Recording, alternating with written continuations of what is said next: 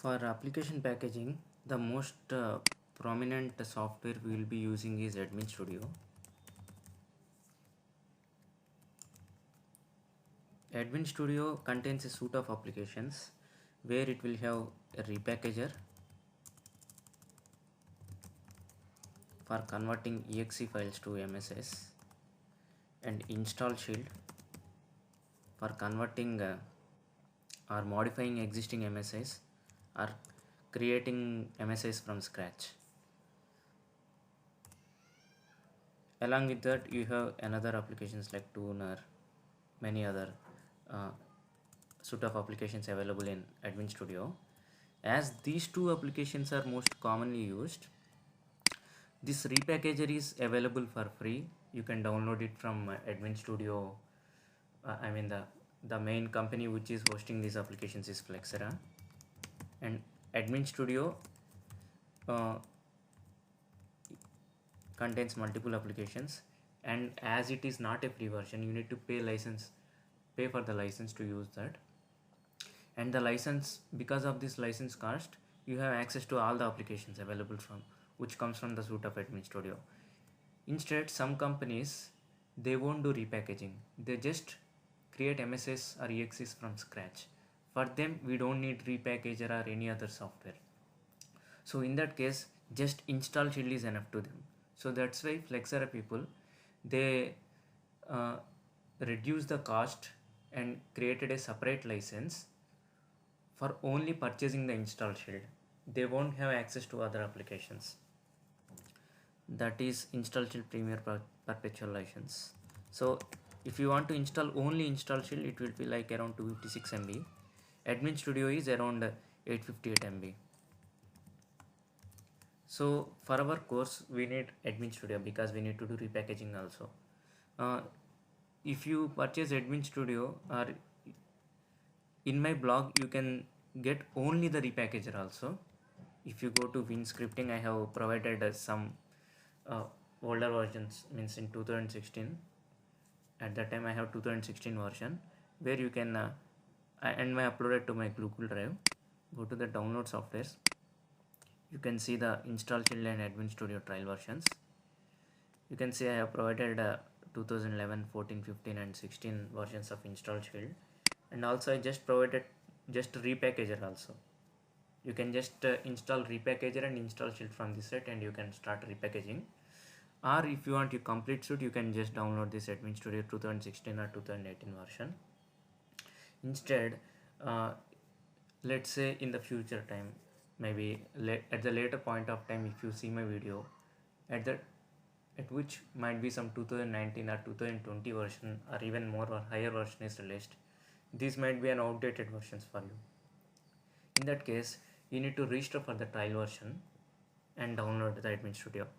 So for registering for the trial version, you go to Flexera or Admin Studio trial download. You can go to here.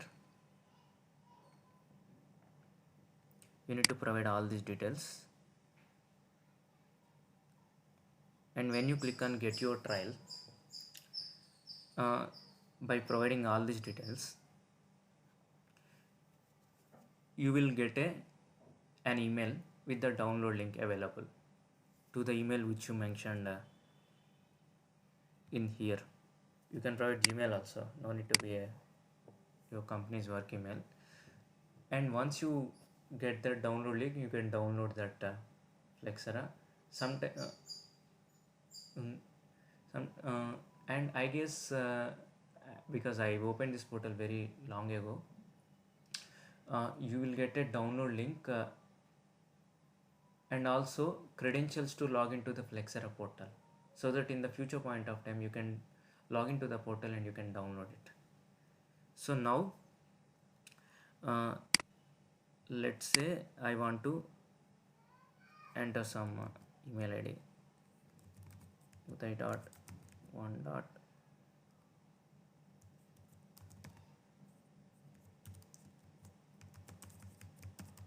This is my email ID. Paste here,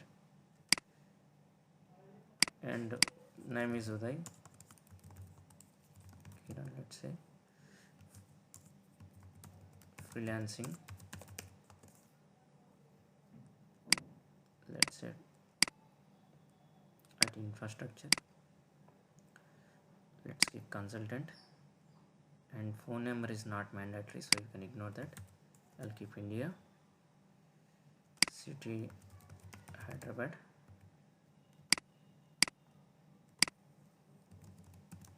some random or some location, postal code. Oh, it's asking for work email only now. Earlier we have access to download that. Now it's not available.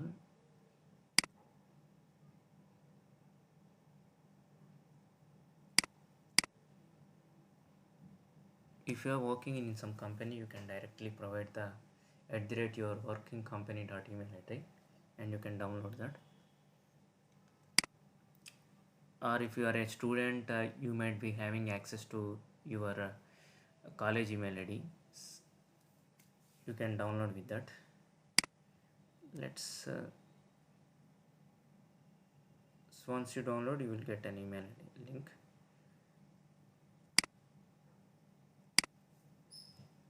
Let me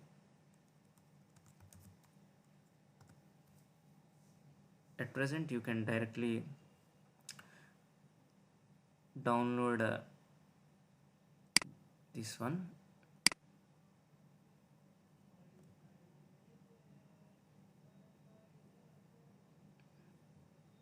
Download softwares, yeah.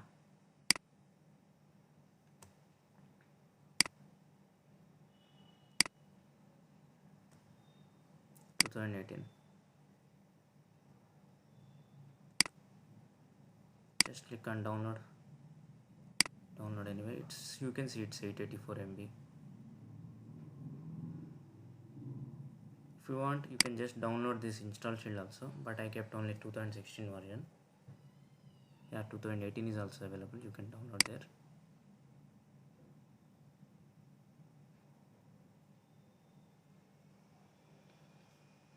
So many versions I have uploaded. So present, let me download this Admin Studio.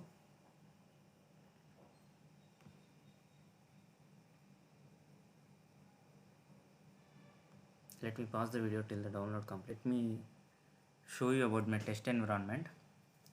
Let's see, you have a operating system. Present, I have a laptop which is of build make Dell, and it's an i7 processor.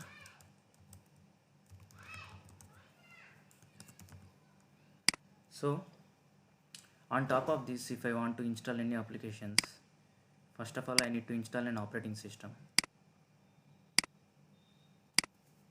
Let's say Windows 10. On top of this Windows 10, I can install whatever applications I want, like VLC player, MS Office, and let's say even our Admin Studio. Now let's say I want so if I want to repackage an application, what I will do is I will get an exe. I will do all the changes to my machine with that exe, and once the product is created, I want to test that exe. But if I want to test that exe on this machine, it's already tampered with the source files, with an application, so it's useless.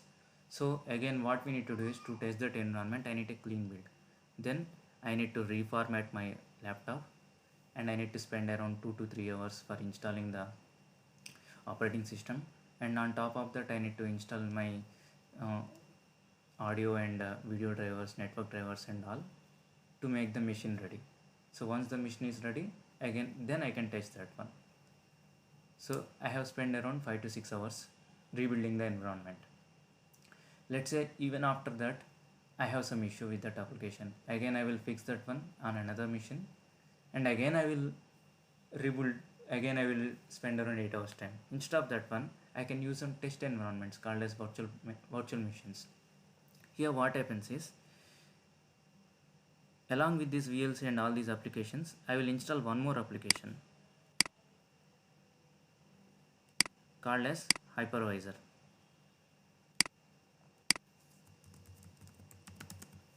What is the use of this hypervisor is, on top of this hypervisor, if you just zoom it in, or let's see, on top of this hypervisor, let's say for elongation purpose, this is equivalent to this one, 4 and 4. So it's like just I am zooming in. On top of this hypervisor, I can install multiple operating systems, Windows 10,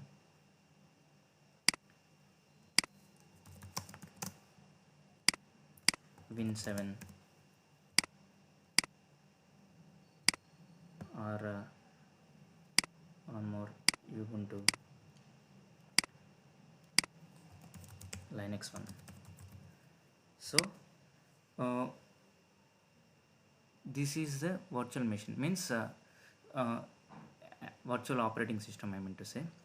This Windows 10 operating system is I directly installed on top of my physical hardware, so it's a physical operating system. But this one I installed on top of an hypervisor, and whatever interactions it need to do with the Dell processor, this hypervisor mediator will take care of that one, the input output, not to the Windows 10, to this one, and this one will again send it back. Internally this Windows 10 operating system will redirect it back, but for us we can think as all the interactions will be sent to the hardware. This hypervisor will again send this back to this Windows 10 operating system. This one will send it back to this hypervisor. Hypervisor will send it back to this, those requests to this my Windows 10 operating system in the virtual. So all these interactions will be done internally, which is taken care by the base operating system and the hypervisor. But for us, to the end user, we can treat it as a complete operating system. Like how you install all the operating system, or how you interact everything with the direct physical operating system, you can do the similar things on these virtual operating systems also. So once your part is completed with this Windows 10, you can simply delete that. You don't need to format or anything. Or let's say if you have this clean state, you can just create snapshots, means you are frozen the time point there. So whenever you want to come to that particular point of state in this operating system, you can directly come back. So this option is available with snapshots. I will show you, demonstrate indirectly. So this hypervisor is a generic theoretical term. This is being implemented by multiple companies. So there are multiple products similar to that one. So the one which is provided by directly by operating system of Windows is Hyper-V. It is provided by Microsoft. You need to just enable it from Windows features. Second one is provided by Oracle company. This is called as VirtualBox.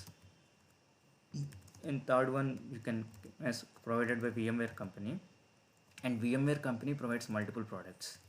It provides Workstation for Windows operating system, Fusion for Mac operating system, and ESXi server. In ESXi server, it will wrap it up with another base operating system. Here what happens is, for installing VirtualBox or Workstation, I need another Windows 10 operating system physically installed. On top of that, I can install the operating system. So you can visualize like this. This is the physical hardware.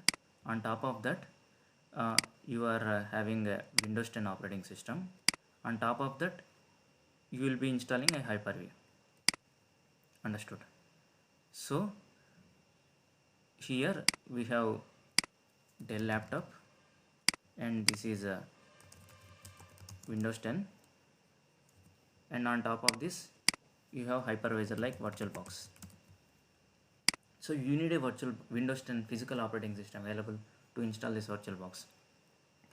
So what VMware ESXi server does is, instead of having this Windows 10 operating system,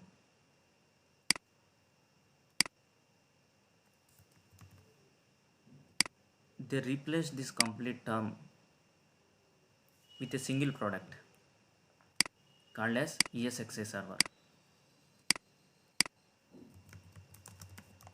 So what does it does is, internally it have is a basic version of Linux operating system and the ESXi software with it. So whoever want to connect, so as it doesn't have a Windows 10 operating system, you cannot interact with directly from this Dell laptop. Instead, what you can do is, you can connect from another machine in the same network.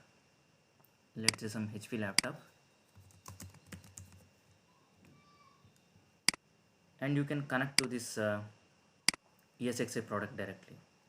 Earlier, to connect to this ESXi product on my Windows 10, on this one, I used to install another application called as vSphere client. Nowadays, with more than 6.5 plus version, you need to just open a browser like Edge or Chrome, and you need to type HTTP, the ESXi server IP or anything machine name, and it will directly launch that control, and you can work with the operating systems. So what is the use of this is, this Dell server they will install in some server rooms having thousands of GB of RAM and 1000 TBs of hard disk, and whatever the VMs created here, every person in your team can use that one. Here it is limited, only you can use that one. Hardly you can create a RDP connections to them, but that is limited to your laptop. But this one, if you want to share with your team members, you can create a cluster like this.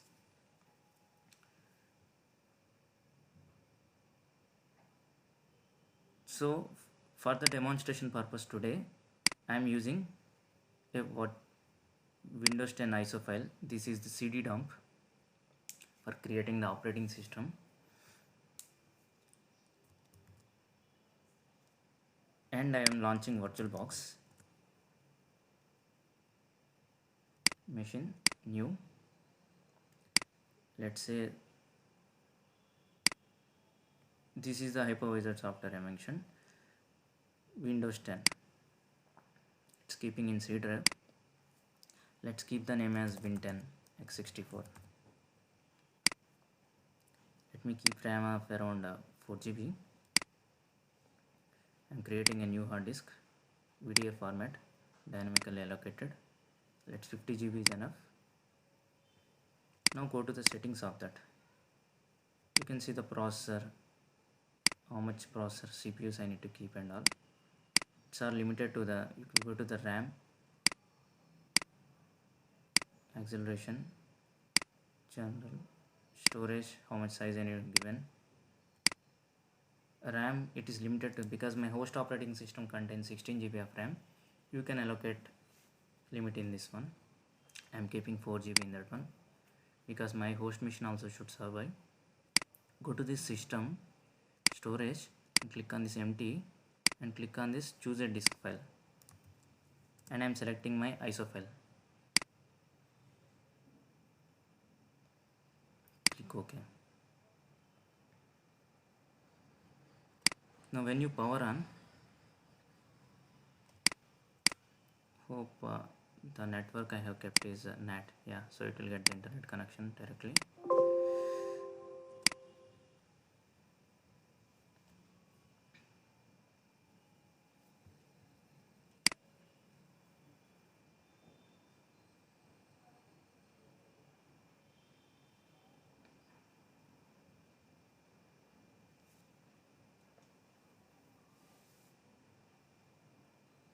Just go with the default steps.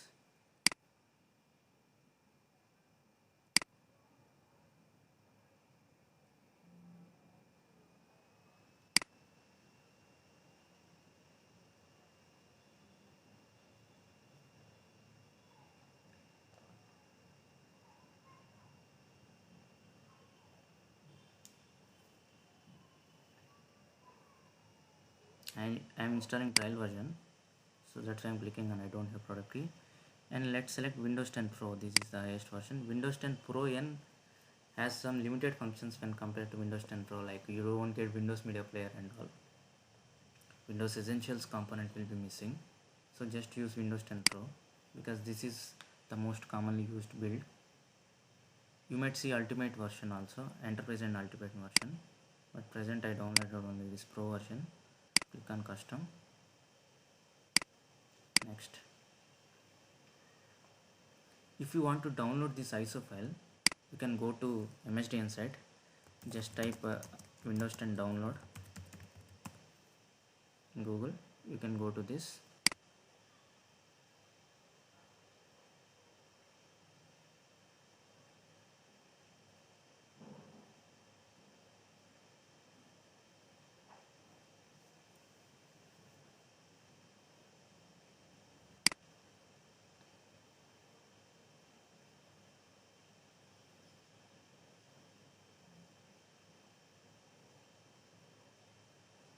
and you can click on download tool. It will download an exe file.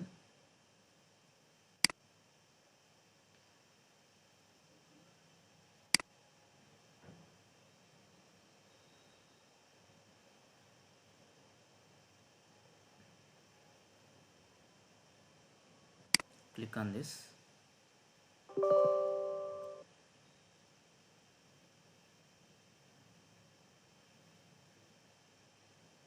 And here you need to provide details like you want to download Windows 10 64 or 32, or you want to download a ISO file which contains both of those versions, and it will ask for the location where to save the files. You will be prompted to have an USB or an ISO file. Select the USB.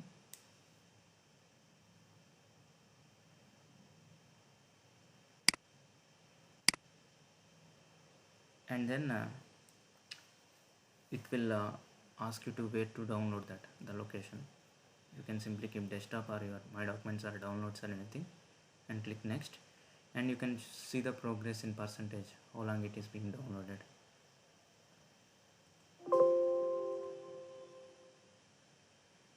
I'm closing it because I have already downloaded that. And you see I have downloaded this Admin Studio software. I'm keeping that in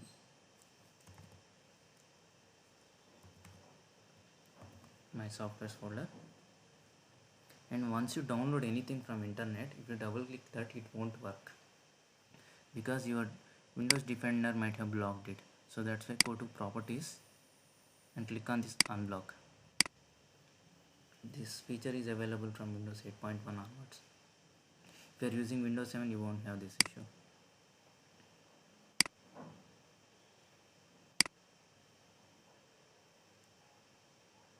I will pause this video till this installation completes.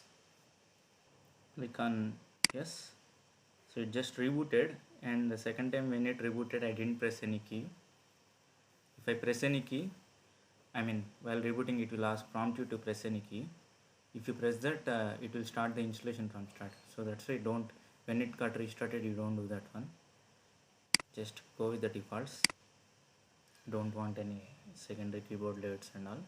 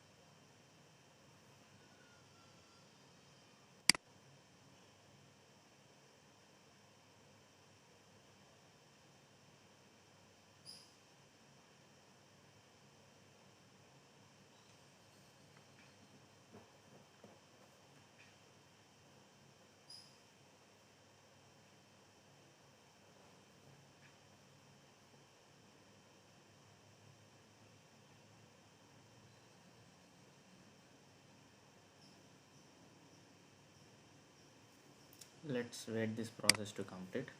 Let's keep as a personal use.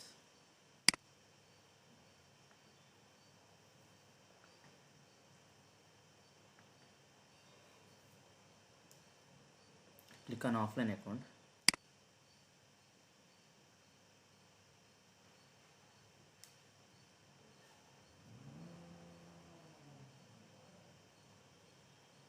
If you directly enter your email, this machine will be synced to your Outlook email ID, Hotmail. So just click on limited experience.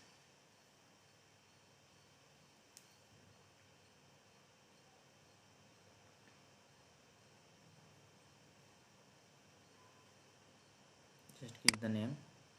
Let's say the username is admin user.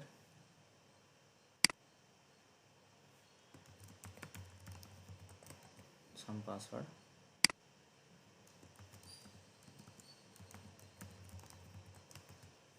Type again for confirmation.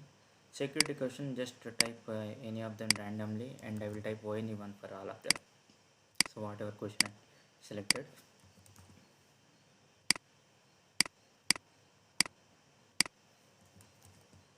So to need to remember these answers. So whichever question they ask, then you can just type only one.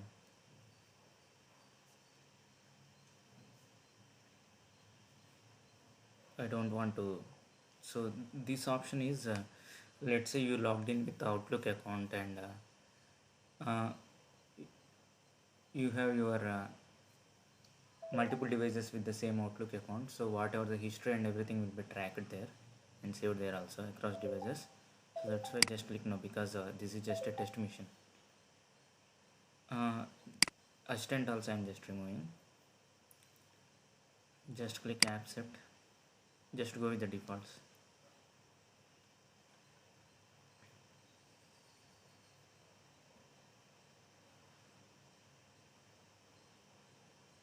First time during login you will get these prompts.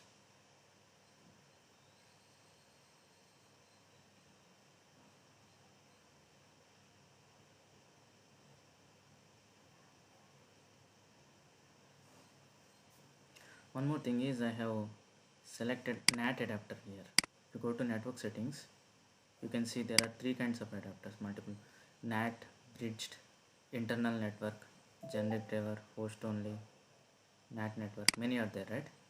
So I will explain you one by one now in the meanwhile. So there are three kinds of networks. Let's say I have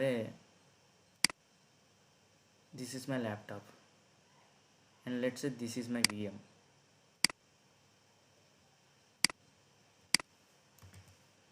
and this is my physical Winton.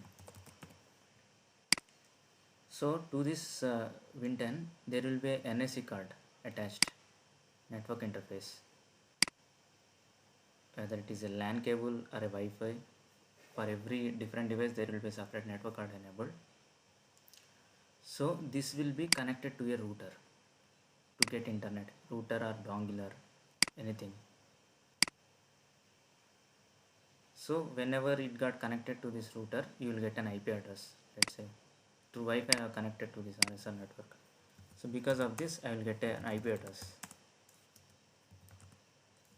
For multiple routers, it will network interfaces, there will be multiple. You can see the network interface Wi-Fi here. For that I got an IP address, right? And this 192.168.0.1 is the router IP address. So for this one I got IP address like this, and to this router I have IP address 192.168.0.1.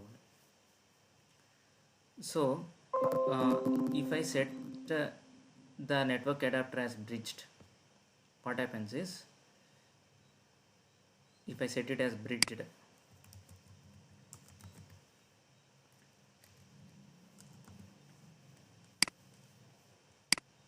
you will get one more IP address to this one directly from this router. Understood?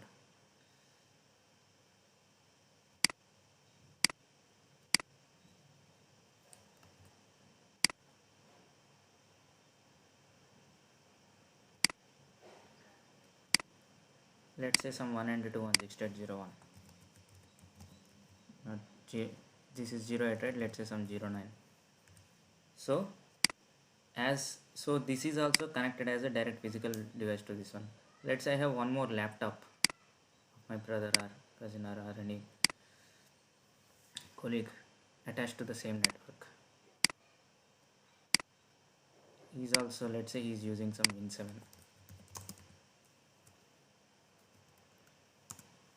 So as he also connected to the router, he will get another IP address like this, 192.168, let's say some 0.7. So now all this VM, my physical machine and another physical machine, all are connected to this router directly. So this VM can interact directly with this third machine now. Okay, this is also connected to the direct router. Let's say this is the bridged adapter. You have internet access, everything from bridged. If I want to copy any files from Windows 10 to this one, this will be done through router. There is another one which I have used now called as NAT network. Here what happens is, instead of directly connecting to the router, my machine itself, Windows 10, creates another virtual network interface, network router actually. Let's say some router 2. This one will be connected to my physical network interface, and this is my machine is connected to this R2. This is the NAT.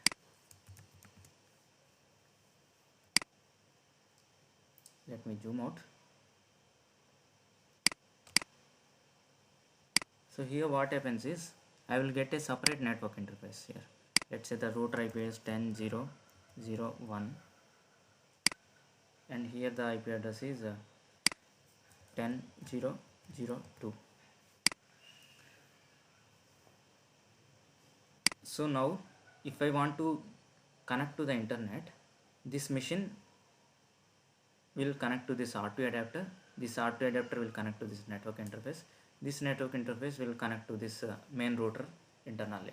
So there is no direct connection. So because of this indirect connection, it will get internet access for sure. But it won't get, it can't communicate to the other machine in the network.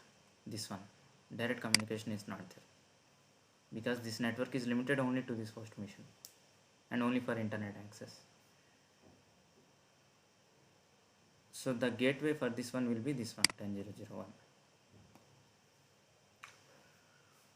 There is another one, host only adapter. In host only adapter, you won't have any network access, internet access, but multiple VMs will have another router like this, R3. It not connected to this one. So for internet connection, you need a NAT adapter. To communicate between other devices here, you need this host only adapter. It will get a different IP address zone, because a separate IP for every separate network interface, and it can connect to this machine also. So it's like a network created only for the VMs and the machines between them. There is another NAT network and a private network. All these things are NAT only, host only NAT network and all. So here today I have covered NAT, bridged, host only, internal NAT network and all. You can see in my videos, or you can search in the internet directly, because this is not a networking course. So just for our lab purpose, I have provided these details. So now I have connected to the NAT network. So you can see my IP address here.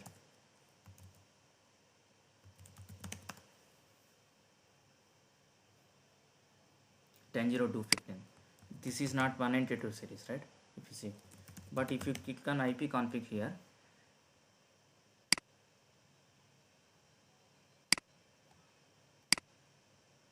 default gateway is 10.0.2.2.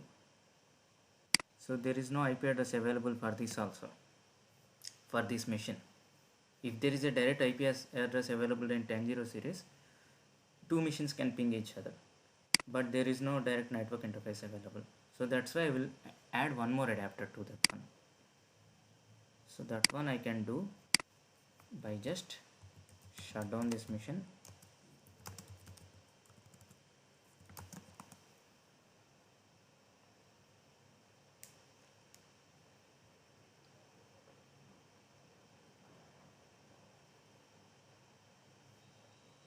And click on settings, go to network, keep this NAT for network internet, and add one more adapter, and just select host only. Let's keep allow so that all the VMs and the host machine can communicate each other. And now start.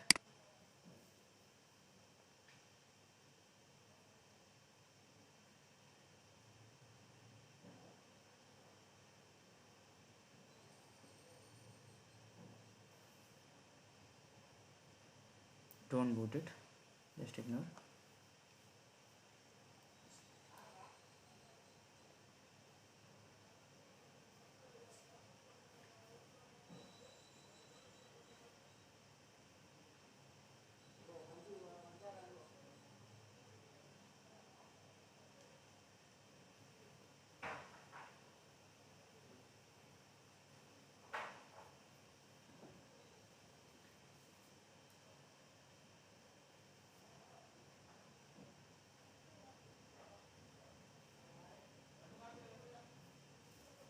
Now click on input, keyboard, Control Alt Delete, the user I created.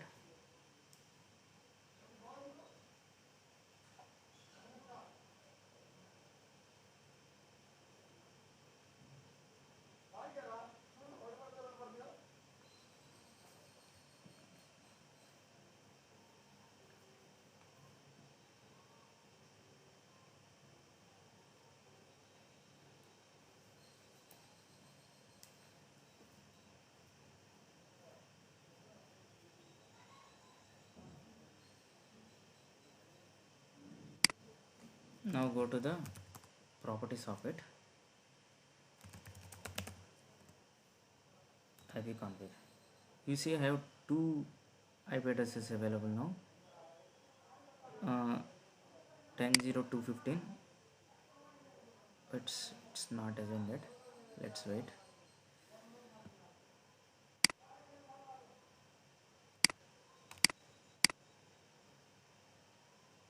Network, host only adapter only, and that too host only interface adapter, Ethernet adapter. So go to file, host network manager. These are two interfaces created. You see I don't have any address enabled for this one, and 192 series is there here. No problem, because my host IP address is with 192.0 series, 192.168.0. So this is 56, it's not a problem. If you want, you can change that one. Click on properties and you can change that series here. Let's keep 172.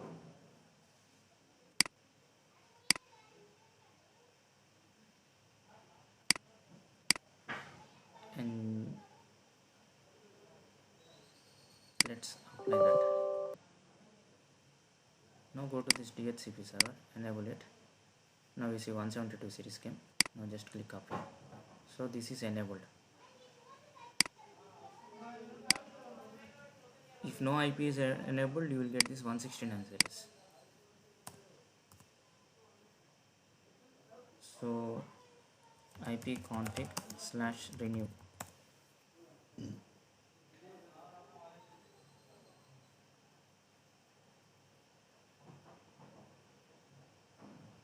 It will renew all the adapters, that is the problem.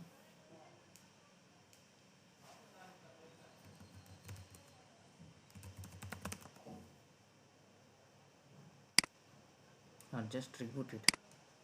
That would be enough.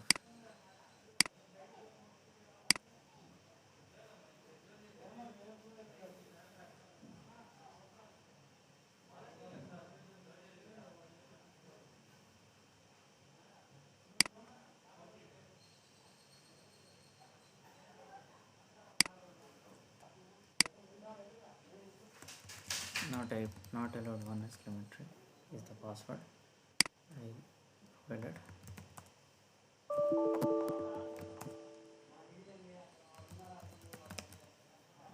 Still didn't resume, so let me wait. Accessed internet now. There is a known error. What it is? Host only adapter. If it is a second adapter, then IP address is not coming through the DHCP server enabled. So that's why I changed the settings to first adapter is host only, second adapter is NAT. So this is the IP address of this my machine, and this 56.1 is the IP address of my host machine. So I can ping right. So I can ping my host machine. Similarly, I can ping my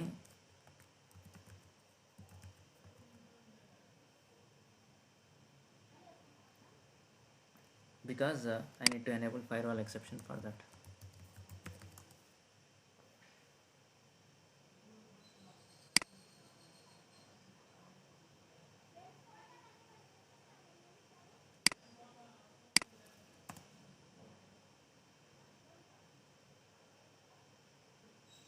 Advanced settings.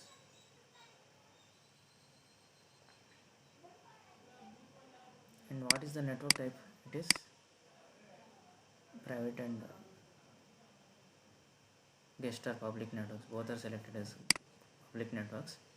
So inbound rules. So go to ICMP.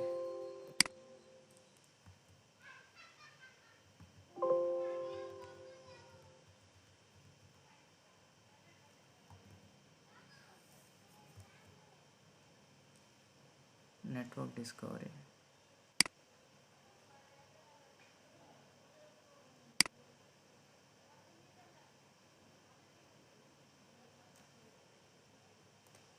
I can search like this.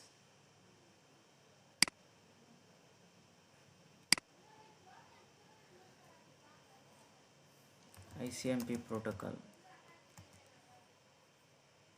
Firewall exception. Windows 10. This is for pinging.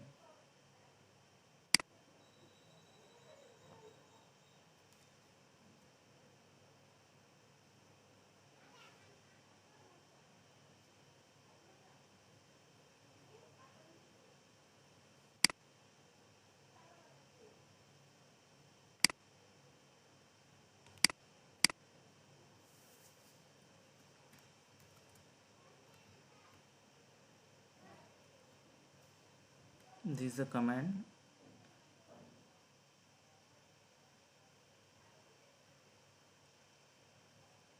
Windows Defender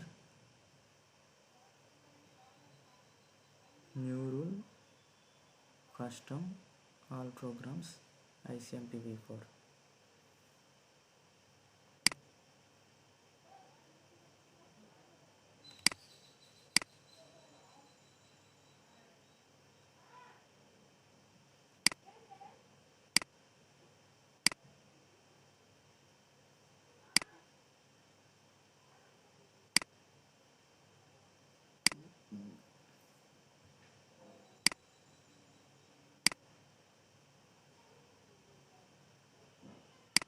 Let's keep any all of them.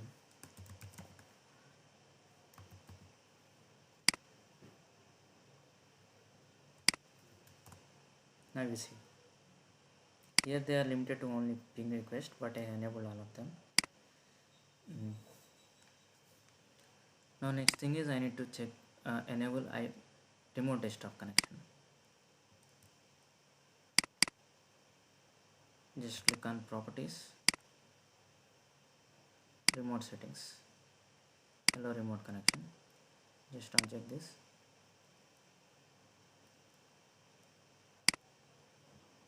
Why I require separate host only? Why not I just use NAT? Because for NAT I am not getting any IP address here, right? So that I cannot ping them. NAT is only for to see NAT is working or not. Just type ping google.com. You see, 172.168.56.3.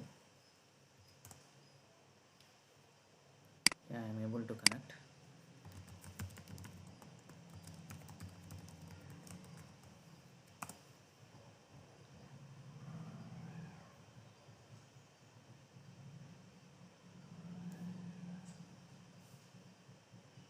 You see. Now let me shut down this machine because I have done the basic configurations.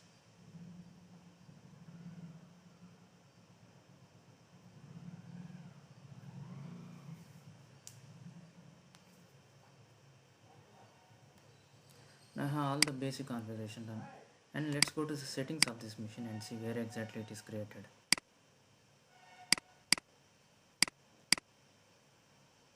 Win10, yeah. You see, this is the VBox file.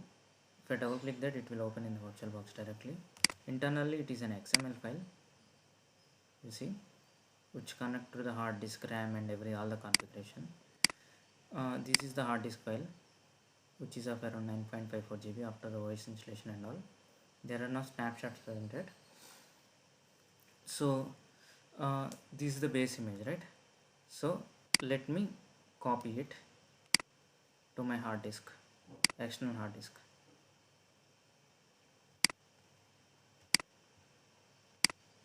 So I can paste here.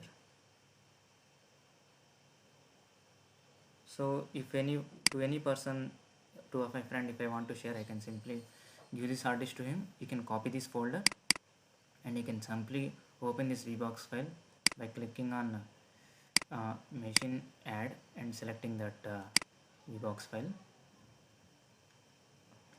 Okay, and it will open directly. But for other machines it's fine, but if I want to get another copy of this machine in my machine, what happens, what I can do, I can simply copy paste this folder completely.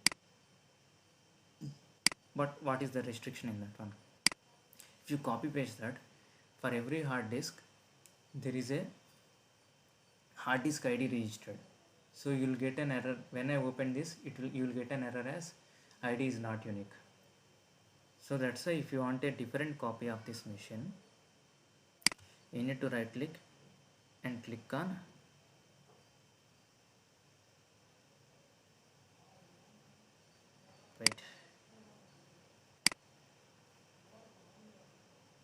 clone.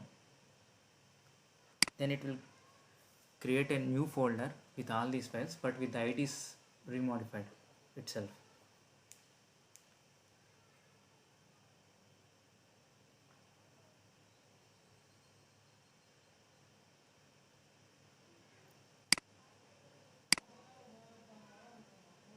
So let's come to this point, and present my machine is in clean state, no softwares, nothing installed.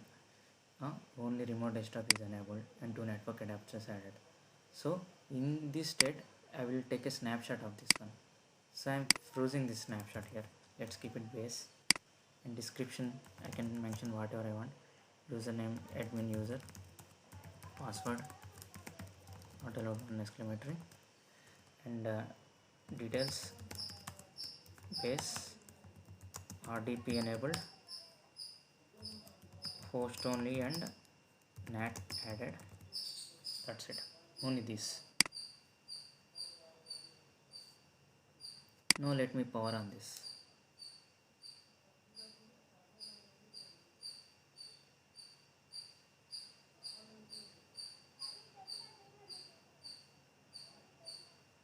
Let me power off this. Now my machine is in power off state. Let me go to this base snapshot only and delete this snapshot, because one more change I want to do to settings, storage. I will keep this as empty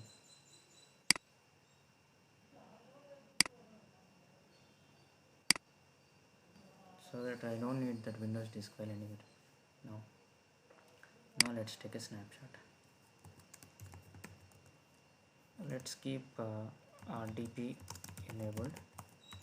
User, admin user, password not allowed, exclamatory.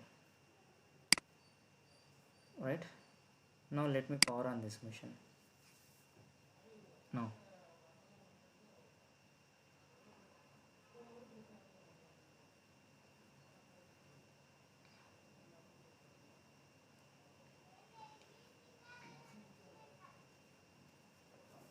so my machine, the current state is equivalent to this base, a bit more, because I have powered on now.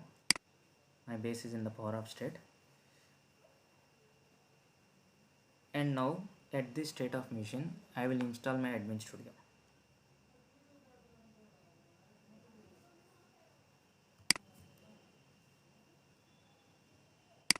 Let me connect to RDP.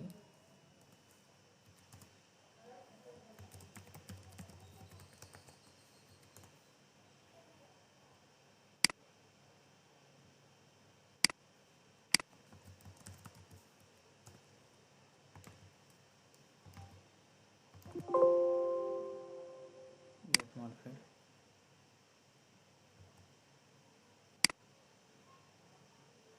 Where copy this and paste in this machine.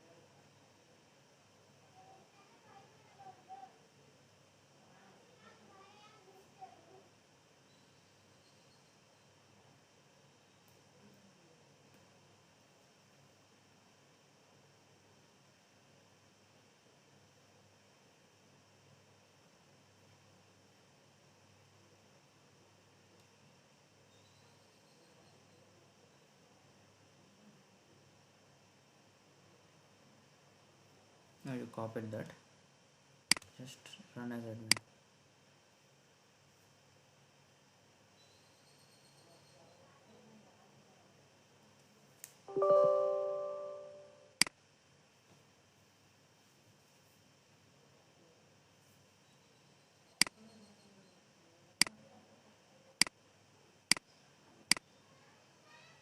Just go with the typical steps.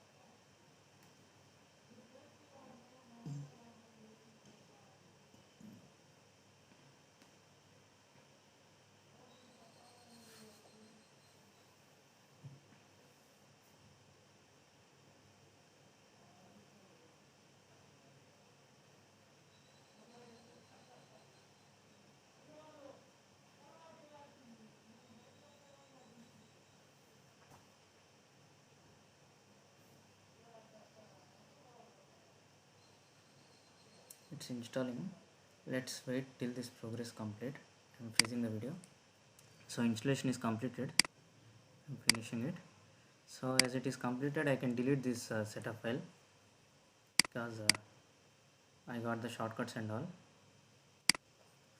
After installation, you don't need the setup file.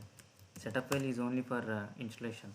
Once the installation and all your program files, everything you got, you can remove them. You can see Admin Studio. After installing Admin Studio, I got install shield also.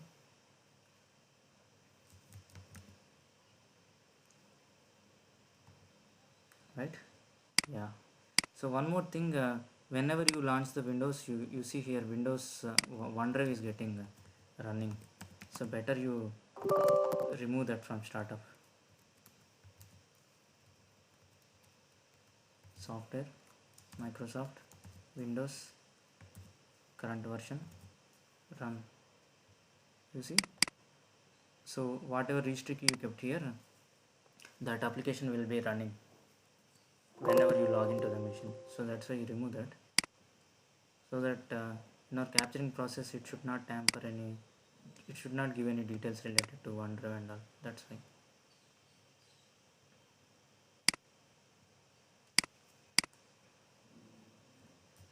Now you can shut down the machine.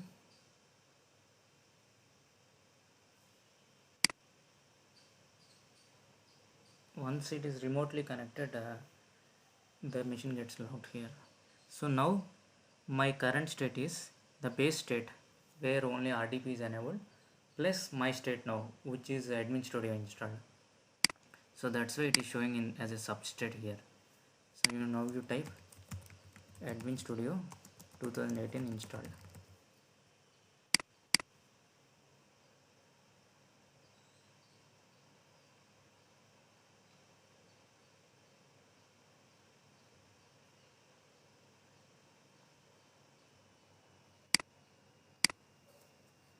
So you want a state with Admin Studio installed, you can come to this state, or the current state it is now.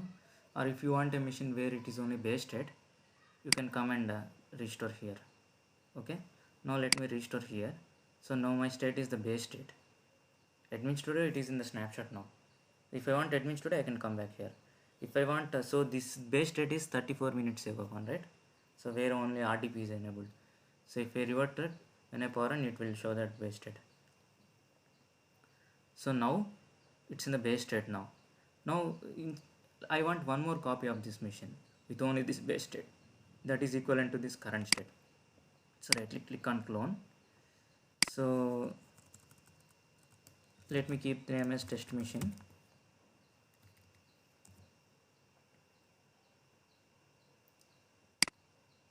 Generate all MAC addresses and network adapters freshly, then new. Full clone. Linked clone means only the differential files will come, and again this machine is linked to this one. So to have this machine in running state, this machine also should be there. So that's why keep full clone only. And if you keep current machine state, only this one will come, which is equivalent to the base because I clicked on restore. If you click everything, all the snapshots also will come. So for me base is enough. So now click on clone.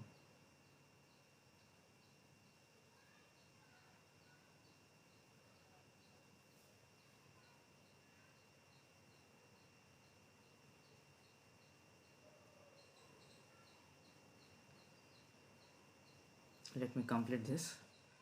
I'll freeze the video. Now we see a new machine is created with all the hard disks and all. You can see that. To advanced.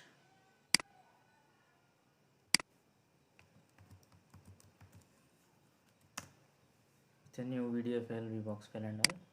So now let me power on this. This state will be equivalent to the base state of that machine. Means only RDP will be enabled. But you see, both will be having the same machine name, even though the network adapters and everything is changed. Because the adapter is changed, you can see, click on this network settings,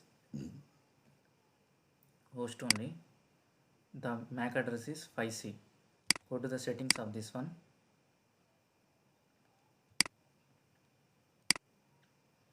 (31F). But I will get a new IP address. But machine name is registered in the operating system OS.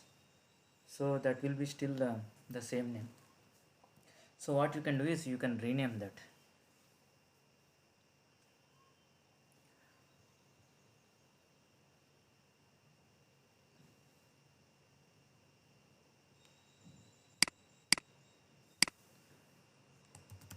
The username, everything is same.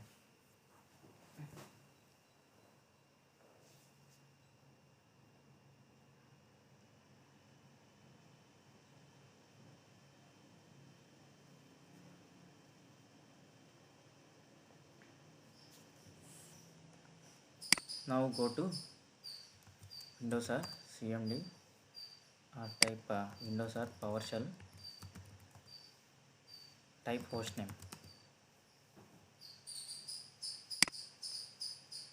Let it load completely because you need to get a cursor here.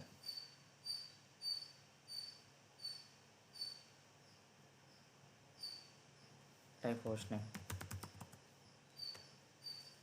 Oh, I typed multiple times. Okay.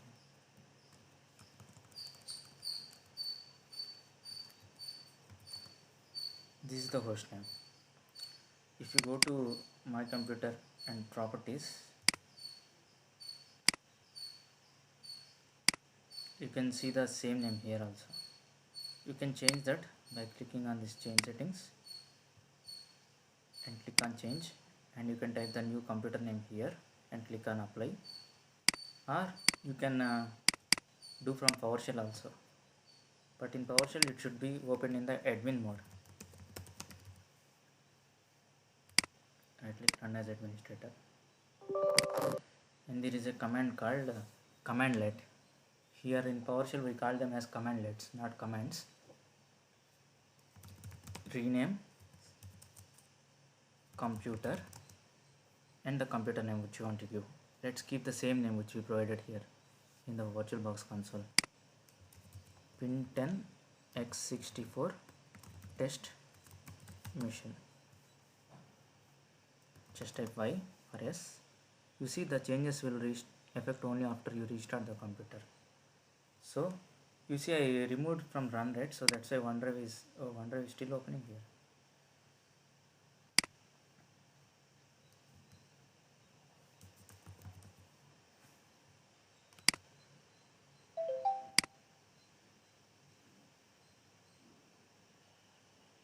Let's see whether it is created in startup. No.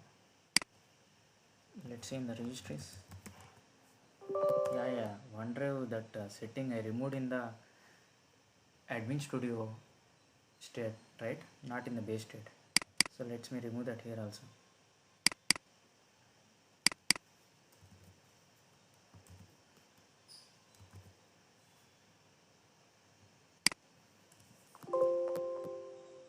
Any run once?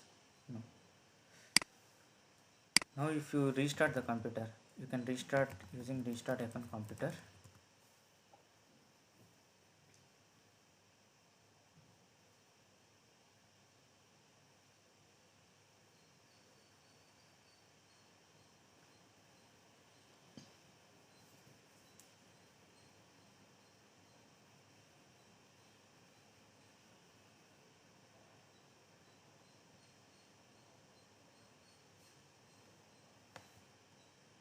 Now you click on this.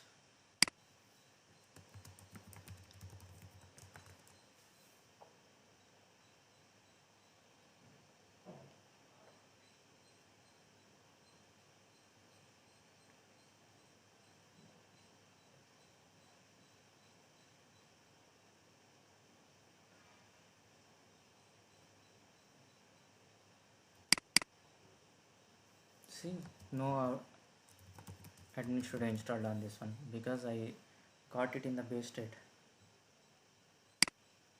and OneDrive is not launching. And you might ask the question, why don't you just uninstall OneDrive? Because OneDrive is part of Windows operating system now. Even if I uninstall that, sometime immediately when you during the system is being executed, because of the Windows updates, it will automatically get installed. So that's why it's better to untag that. Luckily you are not running here, only Windows Defender is running. You can click on properties and see now the system name is updated.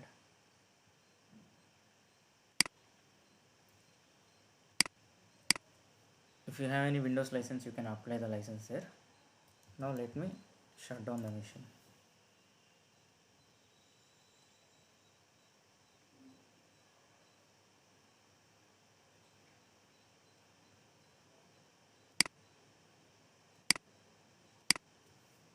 Let me keep the same name base. Username is admin user. Password is not allowed one exclamatory.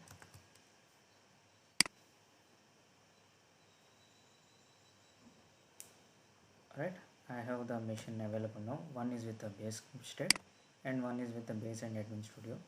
Whichever you want, you can use them. If any doubts, you can reply back. Thanks for watching this video.